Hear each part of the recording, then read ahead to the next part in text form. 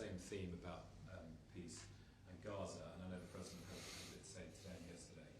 On the ground, I mean, there are more than 100 Palestinians killed today, 80 yesterday, 2 attacks on hospitals.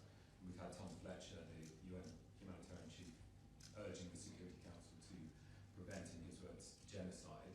Meanwhile, the families of many hostages are accusing the Netanyahu government of trying to prolong the war for political reasons. What is your engagement with the Israeli government at the moment? Are you 100% behind the nature of the military action?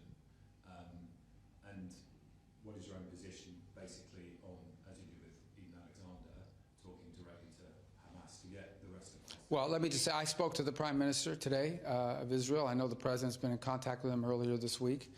The President talked about this in a speech the other day, that the people of Gaza deserve a better future than what they've had under Hamas.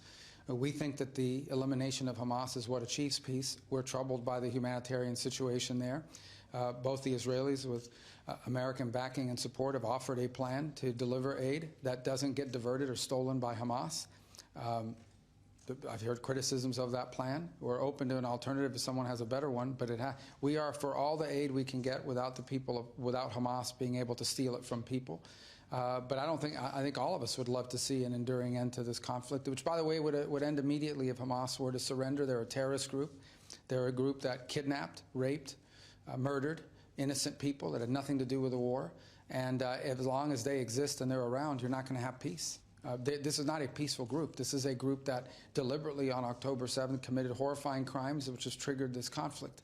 That said, we're not immune or in any way insensitive to the suffering of the people of Gaza, and I know that there's opportunities here to provide aid for them. There's a plan out there that's been offered that's been criticized by some, but it allows people to get aid without Hamas stealing it.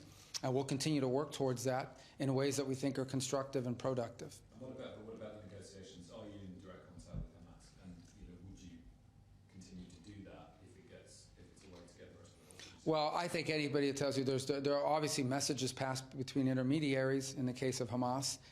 There's obviously an external Hamas group, and then there's an internal Hamas group as well. This is a terrorist organization. This is a murderous group that still continues to hold innocent hostages and the bodies and remains of dead hostages as well. They should all be released immediately. That's been our position from the very beginning. They should never have been taken to begin with. So again, we continue to, that continues to be our position, and there's a role we can play in bringing about the release of these hostages and the return of these remains to their families. And we have an opportunity to play a role. We will. I won't comment any further on the mechanics of it because I don't want to endanger them, but suffice it to say that we know there are others involved. The Qataris have been involved, the Egyptians have been involved, the Turks have been involved, numerous countries have been involved in passing messages and in getting results. And we're very happy to see Eden Alexander home with his family. It was very uplifting, but we recognize that there are still many others left behind. We want to see them all released.